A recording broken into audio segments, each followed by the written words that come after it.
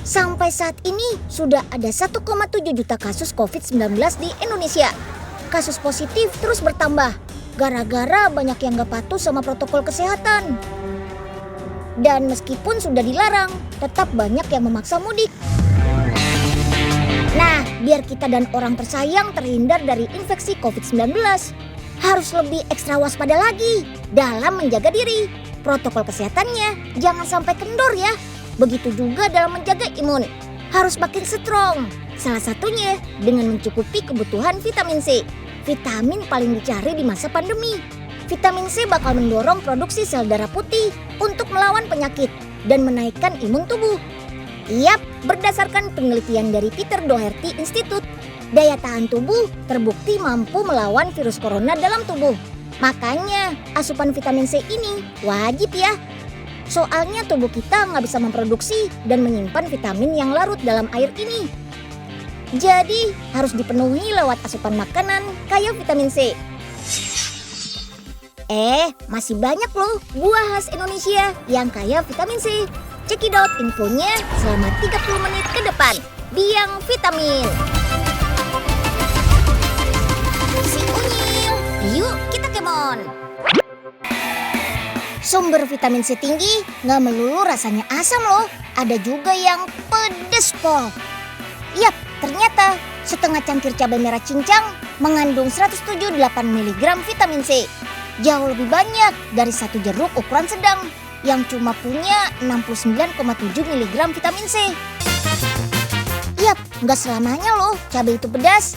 Nih, cabai giant akun Kagua ini sama sekali nggak ada pedas-pedasnya. Tapi kandungan vitamin C-nya nggak berkurang kok. Cabai asli Amerika Selatan ini dianggap sebagai cabai terbesar di dunia. Ya wajar aja sih, satu buahnya saja bisa mencapai 30 cm. Gak heran kalau harga per buahnya bisa mencapai Rp100.000 loh. Wih. Sama seperti tanaman cabai umumnya, tanaman ini juga bisa berbuah sepanjang tahun. Bisa 3-4 kali panen dalam 1 tahun. Terus tiap pohonnya bisa menghasilkan 3-10 buah cabai. Semakin sedikit buahnya akan semakin besar cabai yang dihasilkan. Untuk perawatannya tinggal disiram dan disimpan di tempat teduh. Kalau bisa sih di dalam greenhouse kayak gini ya. Jadi gak gampang kena hama dan penyakit. Nah, alih-alih disambal kayak cabai merah keriting, cabai raksasa ini biasanya diolah dengan cara diisi dan dikukus. Bisa pakai daging ayam, daging sapi, atau sayur-sayuran. Atau bisa juga dijadiin campuran salad. Yummy! Buah kaya vitamin C selanjutnya adalah ciplukan. Setiap 100 gramnya mengandung 11 mg vitamin C. Artinya sudah memenuhi 21% kebutuhan vitamin C harian wanita. Dan 17% kebutuhan vitamin C harian pria. Padahal tadinya tanaman ciplukan sering dianggap sebagai hama loh. Sekarang menyadari kandungan gizinya yang super. Buah yang juga beken sama nama golden berry ini banyak dijual di pusat-pusat perbelanjaan dengan harga mencapai ratusan ribu rupiah per kilogram. Makanya sekarang sudah banyak yang membudidayakan tanaman liar ini. Buah ciplukan yang boleh dipetik hanya yang warna kelopaknya kekuningan seperti ini. Kita bisa memanen buah ini tiap 1 minggu sekali loh.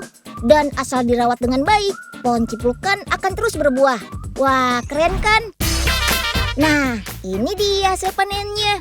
Buah-buah ciplukan ini harus kita sortir dulu ya. Buka kelopaknya, lalu pilih buah yang bentuknya bulat sempurna.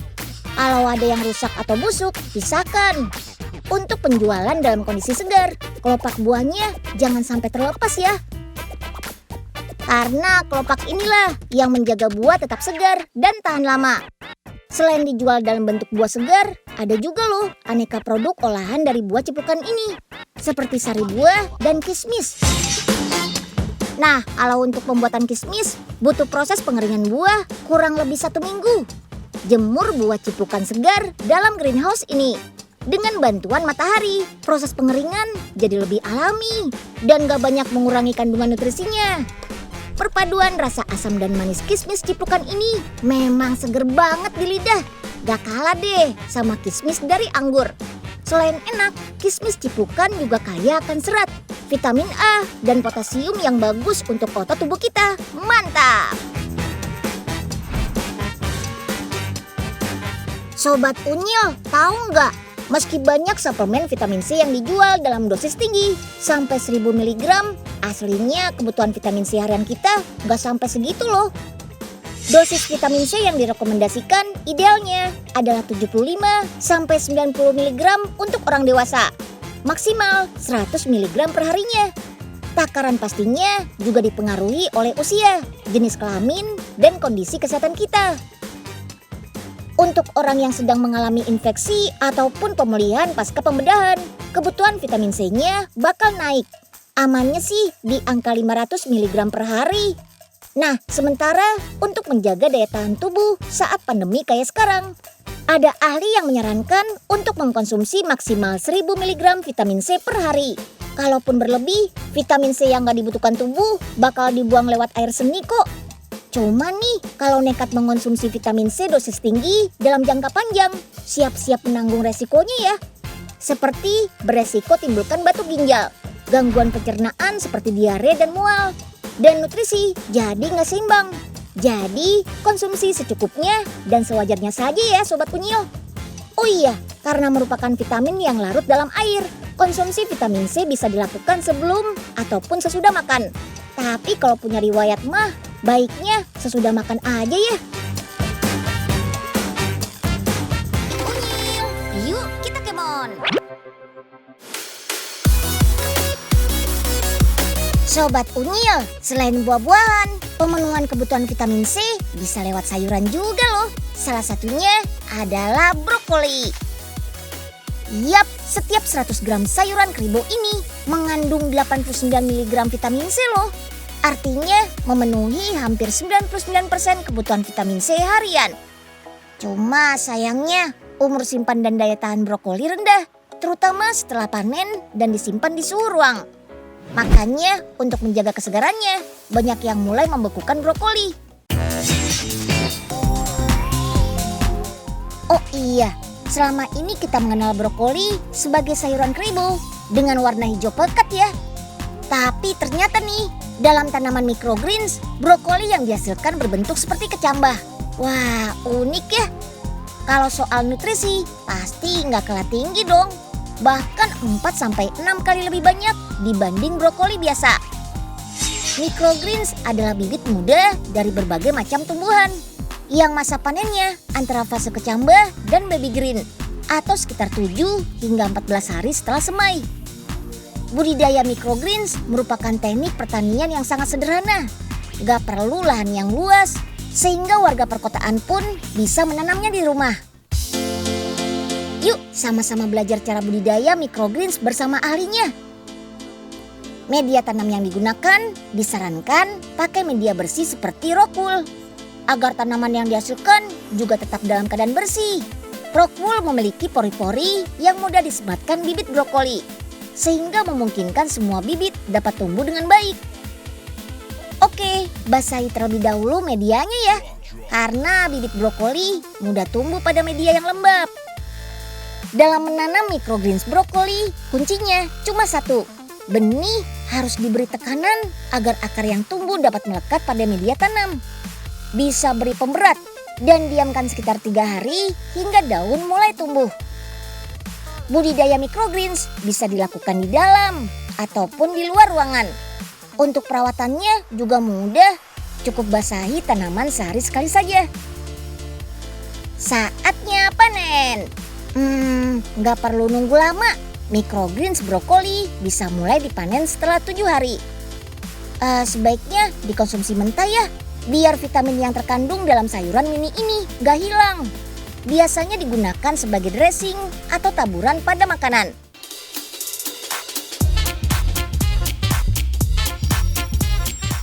Sobat Unyil, meski sudah tahu betapa tingginya kandungan vitamin C dalam cabai dan brokoli, tetap aja kan banyak yang menghindari sumber vitamin C ini. Satunya gara-gara nggak kuat pedas, satunya lagi gara-gara rasanya hambar dan baunya aneh. Ayo ngaku. Nah, untungnya nih ada rumah produksi yang mengolah dua sumber vitamin C dahsyat ini jadi camilan enak dan nagih, dibuat jadi keripik. Bukan sembarang keripik ya, tapi keripik-keripik yang diolah dengan metode vacuum frying. Jadi kandungan vitamin C-nya gak bakal luruh. Untuk dijadikan keripik, sayuran ini harus dicelupkan ke campuran tepung beras dan tepung tapioka terlebih dahulu. Tepung ini sudah dibumbui dengan garam dan bawang putih. Dilumurinya sampai rata ya, biar nanti jadinya krenyes-krenyes gitu. Kalau sudah, panggang dalam oven bersuhu 70 derajat Celcius. Proses penggorengan ini namanya vacuum frying, yaitu sistem penggorengan hampa udara. Cara kerjanya dengan menghisap kadar air dalam sayuran dan buah dengan kecepatan tinggi, sehingga nutrisi dan sayur dalam buahnya tetap terjaga. Proses ini tidak mengubah warna dan aroma buah juga sayuran.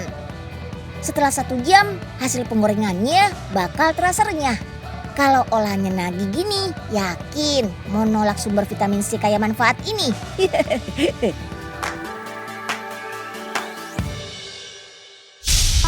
Profesor, cairan apaan tuh? Ini cairan penumbuh, Nyil. Oh, Kalau cairan yang bisa bikin cepet kaya, ada nggak, Prof? aduh Pak Oga, kalau mau kaya, ya kerja dong Pak. Ya kali, siapa tahu ada, Den. Nah, sekarang kita akan uji coba ke tanaman brokoli ini. Wih, mantap. Brokolinya langsung jadi banyak nih. Kalau gitu bisa kita coba di kebun brokolinya Po Ipi dong, Prof. Wah, keren ya.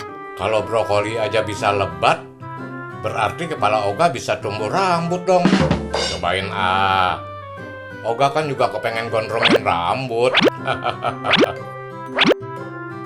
Aduh, kenapa kepala Oga jadi gini? Loh, Pak Oga, kenapa kepalanya? Kok jadi ladang brokoli gitu sih, Pak? Waduh, Pak Oga, itu kan cairan khusus penumbuh brokoli. Yuk, kita kemon. Beruntungnya tinggal di Indonesia, kita dianugerahi dengan buah-buahan tropis yang kaya vitamin C.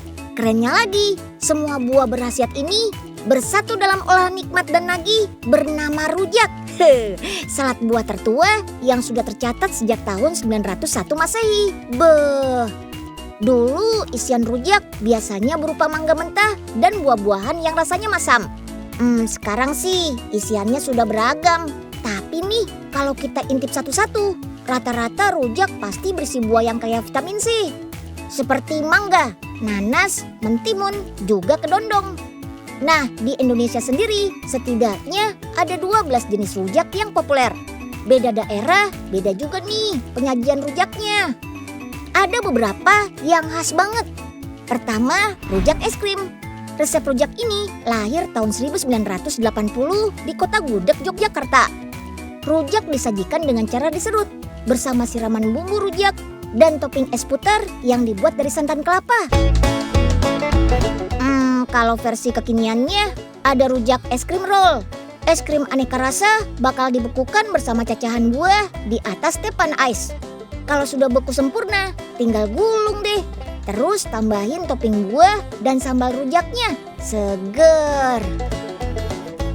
Kedua, rujak Aceh. Untuk isian buahnya sih sama aja ya. Bedanya ada di racikan bumbu rujaknya. Bumbu kacang rujak Aceh ditambahkan dengan buah kawi atau buah batok untuk menghasilkan rasa asam, cabai, kacang, gula, dan pisang atau buah rumbia untuk sensasi rasa sepat. Mantap! Karena rasanya yang unik inilah cita rasa rujak Aceh dibuat jadi sorbet. Itu loh jenis es krim yang dibuat nggak pakai susu sama sekali, murni dari buah asli. Makanya banyak yang bilang kalau sorbet adalah nenek moyangnya es krim. Ini dia bahan-bahannya. Ada gula pasir, gula semut, garam, pengemulsi khusus untuk bikin sorbet, cuka, kacang tanah, dan bintang utamanya 2 sumber vitamin C untuk menjaga daya tahan tubuh. Mangga kueni asli, sama cabai merah besar segar untuk perasa utama rujak Acehnya. Lanjut, kita kupas mangga kueninya. Mangga kueni memang khas sama aroma kuat walau belum dikupas. Daging buahnya berwarna oranye terang dengan serat-serat yang lebih besar dibanding buah mangga kebanyakan. Rasanya yang manis dan berair, gak cuma bikin segar saja loh. Mangga kueni juga kaya vitamin C dan B6 yang bisa meningkatkan sistem imunitas dan antioksidan, juga mengobati sariawan. Mantul! Abis itu, haluskan mangga kueni dan cabai rebus, kemudian campur bersamaan deh. Selain bahan utama tadi, ada juga bahan dasar pembentuk sorbetnya. Satu persatu, campur gula pasir, gula semut, garam, dan pengemulsi untuk mengikat campuran adonan sorbet jadi lebih sempurna dan memberi tekstur yang lembut dan lebih kenyal. Setelah itu, larutkan deh bersama air sambil dimasak. Lanjut satukan bahan baku adonan sama si mangga kueni dan cabai merahnya. Tambahkan cuka buat kasih rasa asam yang menyegarkan. Sip deh, saatnya kita buat sorbet nih. Pakai mesin pembuat es krim ini. Mesin ini bakal mengaduk adonan secara perlahan sambil didinginkan sampai suhu minus 20 derajat Celcius. Dengan suhu sedingin dan sebeku ini, cukup 5-7 menit saja adonan bakal mengembang dan membeku kayak es krim tuh. Wah, cepat juga ya. Nah, sudah jadi deh sorbet rujak Acehnya. Kelihatan kan teksturnya lembut banget.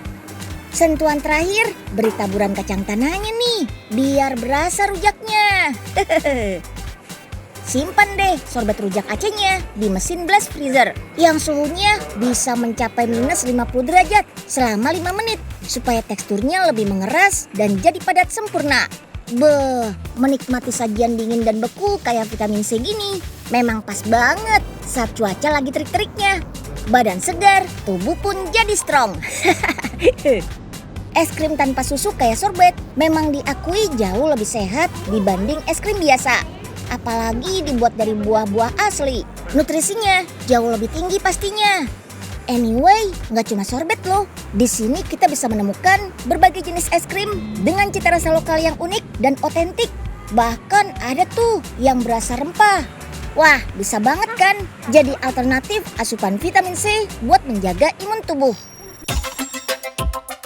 Nah, kalau asupan vitamin C-nya sudah cukup, jangan lupa untuk mengetatkan protokol kesehatannya ya. Yuk, bisa yuk Sobat Unyil.